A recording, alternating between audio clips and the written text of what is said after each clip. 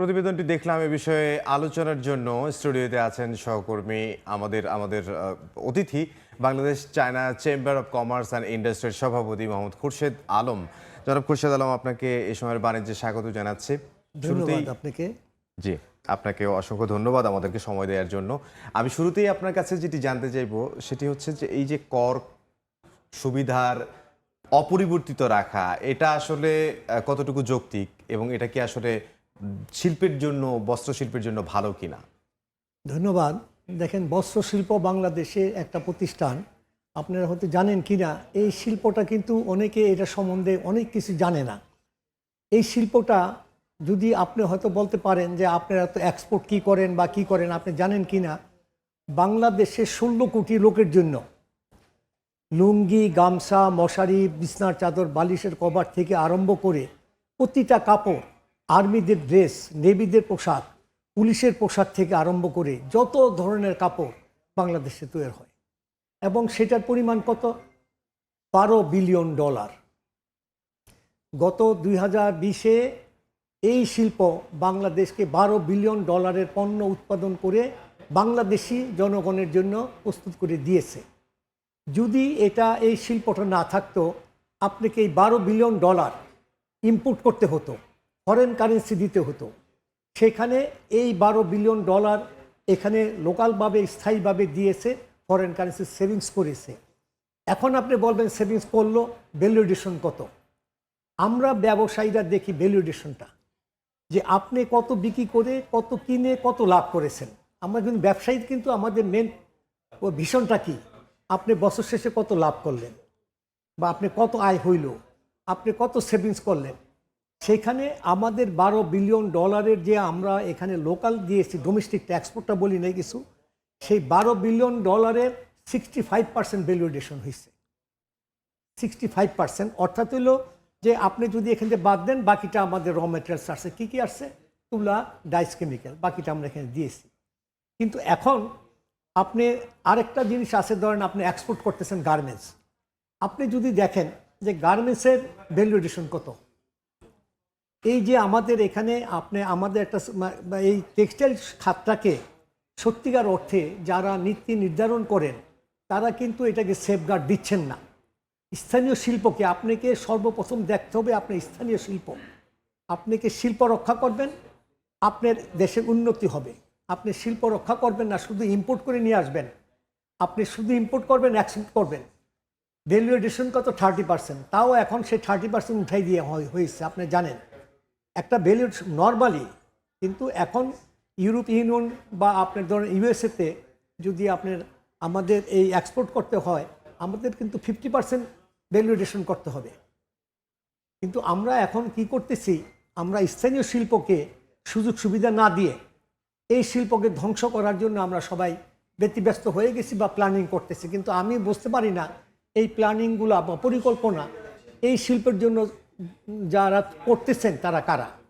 আমাদের সন্দেহ হয়, কারণ এই শিল্পকে বাঁচানোর জন্য যারা আগে আসবেন, ওনারা পিছনে গিয়ে বরঞ্চ এটাকে বন্ধ করার জন্য আরও রাস্তা সৃষ্টি করতেছেন। আচ্ছা, এই বাজেটে যে 5 বছরের জন্য কর্পোরেট কর হার অপরিবর্তিত রেখেছেন অর্থমন্ত্রী, এটা আপনারা এবং কিছু যে বিষয়গুলো আপনি বলছিলেন যে ইম্পোর্টের যে কর সুবিধাটা দেয়া হতো, সেই সুবিধাটা আসলে অপরিবর্তিত রয়েছে, এটা বাড়ানো দরকার ছিল। আপনারা কি আপনাদের সংগঠনের পক্ষ থেকে কি এটার বিষয়ে কোনো প্রতিবাদ করেছেন কিনা? না, ধন্যবাদ। আমরা প্রতিবাদ করব আগামী 20 তারিখে। আমরা প্রেস কনফারেন্স রাখছি এই ব্যাপারে। কারণ হলো, দেখেন, আমাদের এগুলা ছিল 15%, বা আপনার ধরেন আরএমজির জন্য ছিল 12%, 12.5%। সেখানে 15% থেকে আপনি 27%, 27%-এ নিয়ে গেছেন ট্যাক্স। এই অবস্থায় দেশের এই শিল্প এমনি বাঁচতে পারতেছে না। নাই বিদ্যুৎ, নাই গ্যাস।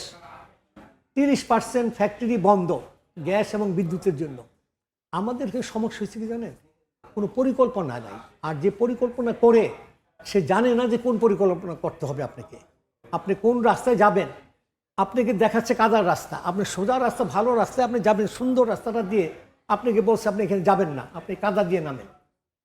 অর্থটা কি? আমাদেরকে তারা কেন এরকমভাবে করতেছে হ্যাস্ত?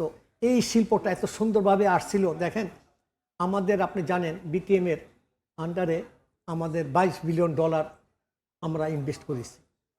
গত বছরের আগের বছর আমরা আরও বৃদ্ধি করেছি যে আমরা এক্সপোর্টে আরও দিব। আপনি জানেন কিনা বাংলাদেশে যেসব মেশিনারি আছে পার্শ্ববর্তীদের পাবেন না। সম্পূর্ণ সুইজারল্যান্ডের মেশিন, জার্মানি মেশিন দিয়ে আমরা এত উন্নত মানের মেশিন নিয়ে আসছি ভালো ভালো কাপড় করার জন্য, যেই কাপড়টা বিদেশিরা দেখে আমাদের কাছ থেকে নেবে। জি, সেরকম অনেক সুযোগ সুবিধা আসলে আপনারা তৈরি করেছেন জি। এবং এই কাজগুলো আসলে আপনারা করতে থাকবেন, দেশের জন্যই করতে থাকবেন, আপনাদের নিজের পাশাপাশি দেশের মানুষের উপকার হবে।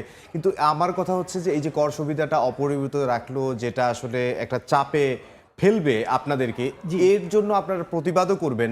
আপনাদের মূল কয়েকটা পয়েন্ট আপনারা কি উল্লেখ করবেন, আপনাদের দাবিগুলো যদি কি আমাদের কি? দাবি হইল, দেখেন আমরা বাংলাদেশের জনসাধারণের জন্য যে কাপড় পরি, একটা শাড়ি, লুঙ্গি, গামছা, আর্মিদের জন্য কাপড় পরি, এদের কাপড়টা কি আমরা বাড়াই দিব দাম না কমাই দিব? আপনি বিদেশিদের জন্য গার্মেন্টস আপনি যদি এক্সপোর্ট করেন তাদের জন্য 5% ইনসেন্টিভ দিচ্ছেন, তাদের জন্য ইনকাম ট্যাক্স কম নিচ্ছেন, একটা বিদেশি লোকের জন্য সুবিধা দিবেন। আর আপনি বাংলাদেশি লোক, আমার একটা গাড়ির ড্রাইভার, আমার একটা জেলে, আমার একটা কৃষক একটা কাপড় পরবে, সেটার উপরে আপনি দাম বাড়াই দিবেন। এটা কি দেশপ্রেমিক হয়? এটা তো দেশপ্রেমিক হতে পারে না। আমরা চাই আমার বাংলাদেশি পণ্যকে সুযোগ সুবিধা করার জন্য আপনি যত ধরনের সুযোগ সুবিধা দেওয়া দরকার আপনি আরও ইনকাম ট্যাক্স কমাবেন। আমাদের এইখানে হওয়ার কথা 10, আপনি 10 না করেন, ঠিক আছে 15 রাখেন।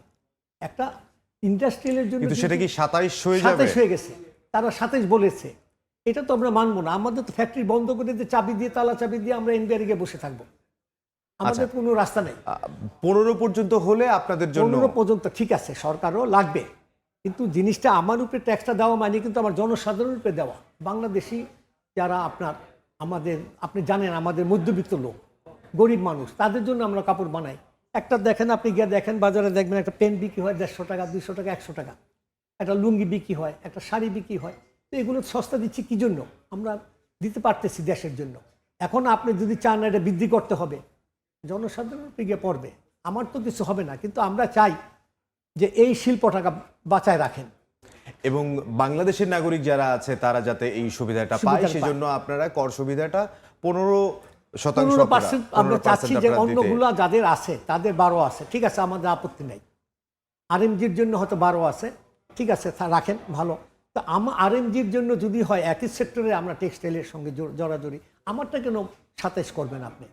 তাহলে সেটার প্রভাব আসলে সারা দেশে এই নাগরিকদের উপরই পড়বে। পড়বে, হ্যাঁ। আপনাকে অসংখ্য ধন্যবাদ আমাদেরকে সময় দেওয়ার জন্য, খুবই ভালো লাগলো আপনাকে পেয়ে। ধন্যবাদ আপনাকে। আমাদের সঙ্গে যুক্ত হয়েছিলেন China chamber of commerce and ইন্ডাস্ট্রির সভাপতি মোহাম্মদ খুরশেদ আলম।